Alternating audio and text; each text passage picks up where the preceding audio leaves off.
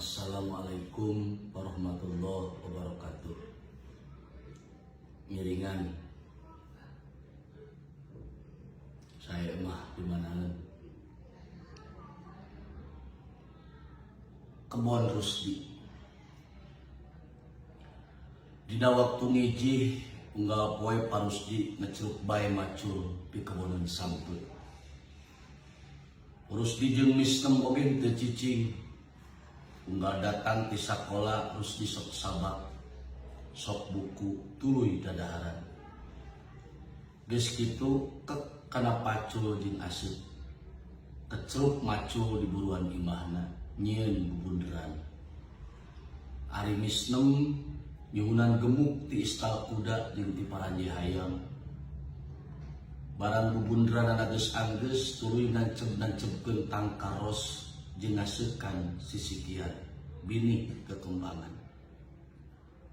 Unggal poe memeh ka sakola Rusdi geus kukulintingan ngurilingan kebonan bari nyilikan sisikian teh. Sugan geus jaradi. Ari katilu poena geus renung jaradi. Dina saminggu pepelakana geus rada galede, Rusdi jeung misnem aratoheun pisan.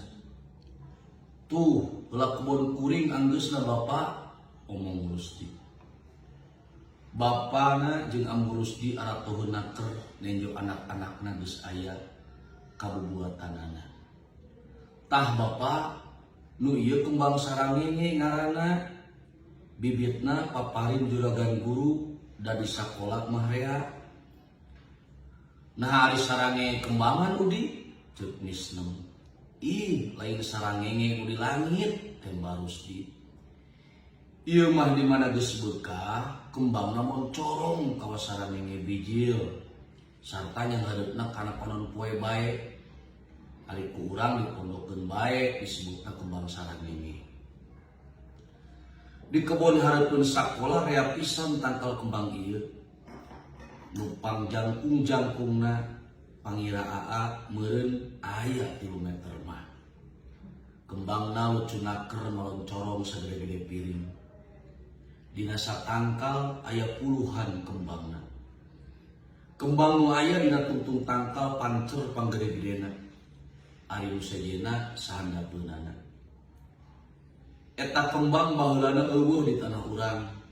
Nu rea saur juragan guru di tanah Amerika Kidul.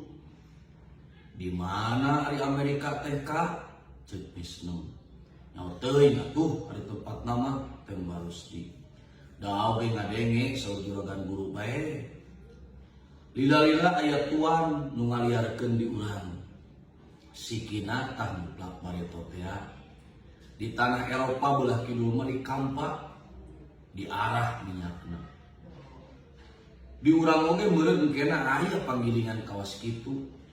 Saur juragan lamun aya tanah becek hayang tuhur hade dipelakan kembang sarangenge bae. Geus tantu eta tanah becek bisa jadi tuhur sabab caina sabare kaseusepan ku tangkalna. Lah hayang tetere gede nya kembang urang ceuk misnem. Moal lila oge gede tembak Rusdi. Sing hade miarana bae sia ulah poho nyiram ari sore jeung kudu ditungguan bisi dikore hayam sami ngudi oge kembangan meureun. Unggal sore taya di garawe na eta 2 budak teh ngan narungguan kebona.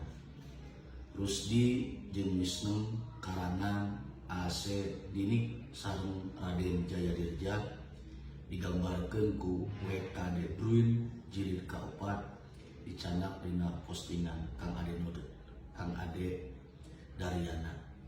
Hatur nuhun, hapunten. Wassalamualaikum warahmatullahi